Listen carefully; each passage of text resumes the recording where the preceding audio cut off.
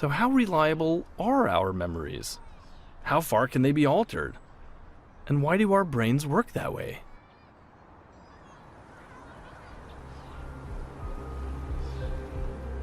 The first suggestion about how vulnerable our memory is came with the groundbreaking work of Professor Elizabeth Loftus.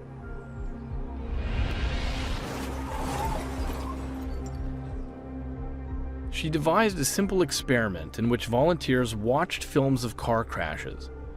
She then asked them a series of questions to test what they remembered.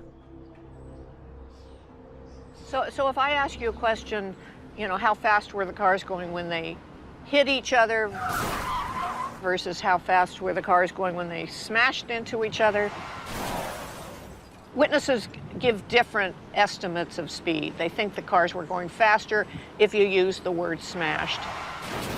And so this was one of my earliest examples showing that leading questions can distort the answers and can contaminate a person's memory. The discovery that existing memories could be distorted led Loftus to ask a more radical question.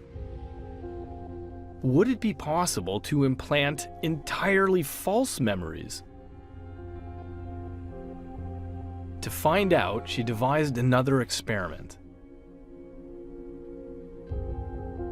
She recruited volunteers and then had her team call their families for information about events from their past. The researchers then put together a number of stories about their childhoods.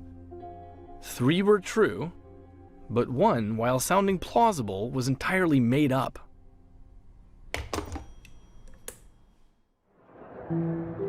The story involved the volunteer getting lost in a shopping mall as a child. Then being found by a kind old person. And then reunited with her parent.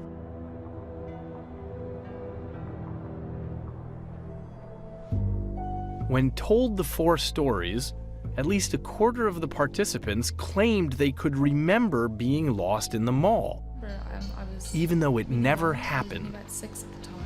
Did you cry or anything like that? Or? Yeah, no, I did cry. Cried a lot. And the experiment didn't stop there. They may start to remember a little bit about it, but when they come back a week later, they're starting to remember more. Maybe they'll talk about the older woman who rescued them. I think I heard my name over a loudspeaker. Over time, more and more detail crept into their false memory. The old lady was wearing this crazy hat. I had my favorite toy. My mom was so mad.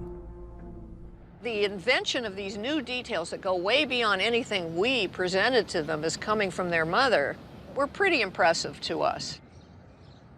Loftus had discovered that not only is it possible to implant entirely new memories in the brain, we naturally embrace and embellish them, unknowingly weaving fantasy into the very fabric of who we are.